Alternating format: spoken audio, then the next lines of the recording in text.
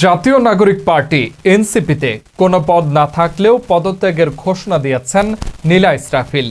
সোমবার ফেসবুকে এক স্ট্যাটাসে তিনি পদত্যাগের ঘোষণা দেন। এ সময় তিনি উল্লেখ করেন, আমি নৈতিকতা বেছে নিচ্ছি, দুর্বৃত্ত রাজনীতি নয়। আরও জানাচ্ছেন আকবর আলী রাতুল।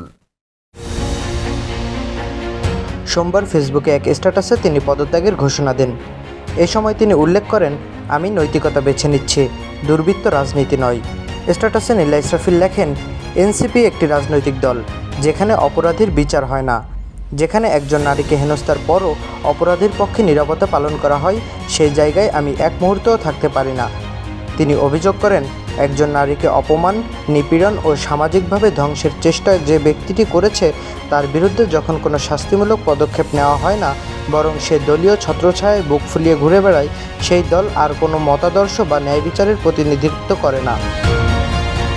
তিনি উল্লেখ করেন, আমি আজ থেকে এখন থেকেই এনসিপির সঙ্গে সকল সম্পর্ক ছিন্ন করছি।